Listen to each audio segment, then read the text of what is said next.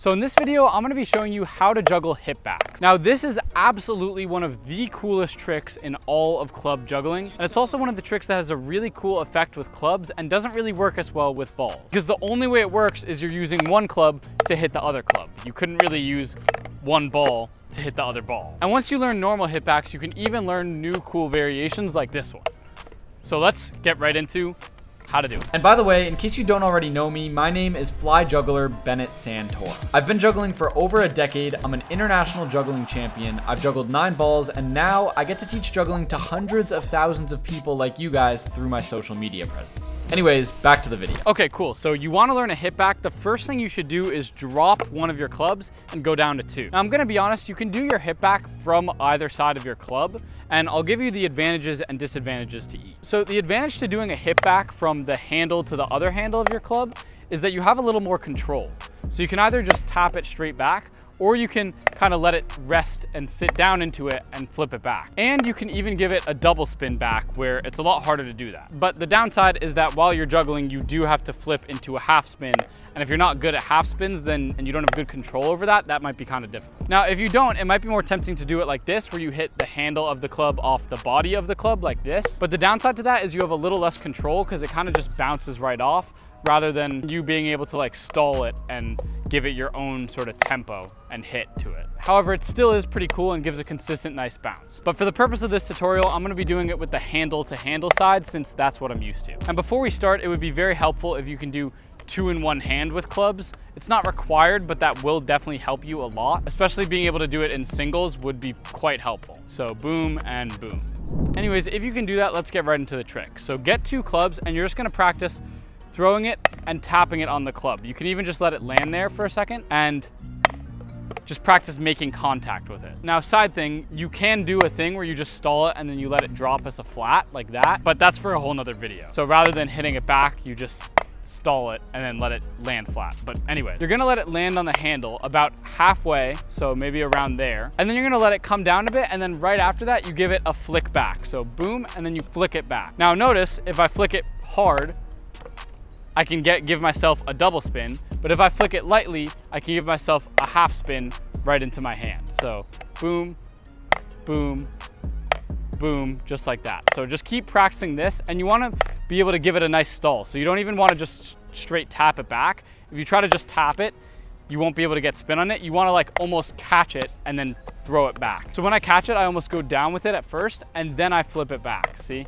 So I go down and then back, down and then back, rather than just trying to tap it back. So basically just practice that a lot until that gets really, really comfortable, and then you can get your 3rd club. Now to start, you'll probably just be doing throws out of the cascade like this and then back into the pattern. But eventually you'll probably want to be able to do consistent hitbacks like this. So this is why I would practice being good with 2 in 1 hand, so that you can do these consistent hitbacks. But anyway, so you're gonna have to be juggling 3, and then while you're juggling, you throw a half spin to the side that you're going to be doing it from. And once you throw a half spin, then the next throw, I'm just gonna let that one drop for now. The next throw will be the thing that you just did. So a throw to this club and then a hit back. So in real time, it'll look like this. Just like that.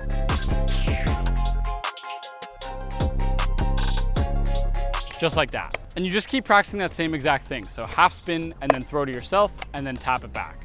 Half spin, throw to yourself and then tap it back. And then you might try to go for 2 in a row. So half spin, 1, 2, and then back into the juggling pattern. And from there, you can try to just go for as many as you can. So 1, 2, 3, 4, and just try to get consistent hitbacks with it. So yeah, that's basically hitbacks.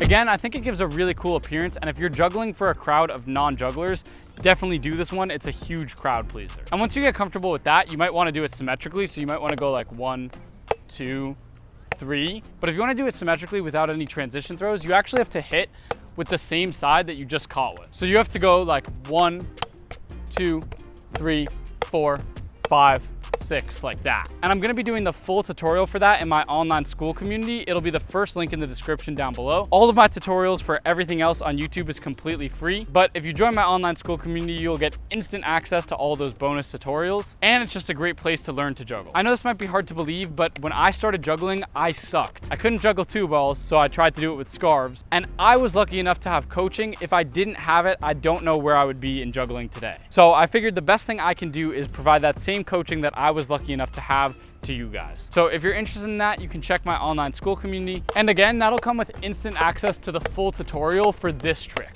So anyways, thanks so much for watching. I have a lot more tutorials coming out soon, so make sure to stay subscribed so you don't miss any of those. And I'll catch you all in the next video. Happy juggling, peace. Okay, so now you wanna do hit backs symmetrically. So every single throw, you wanna hit back. So the only way you can do this is by actually hitting back with the same side that you just threw with. So you're probably used to using your right hand to hit back a club that you threw with the left side of your body, but now you're gonna need to use your right hand to hit back a club that you threw from the right side of your body. So imagine you had 2 clubs in this hand, you need to go throw and then hit it back with that same side. And the best way to practice this is to start with 2 and you just do throw, throw, catch, catch. But before the second ball lands, you have to hit it back with that club that you just caught. So 1, 2, hit back, catch. And it might help to throw this one a little bit higher than usual so you can get the hit back before that club lands. Because if you throw it at like a normal height, see, I won't be able to get the hit back in time.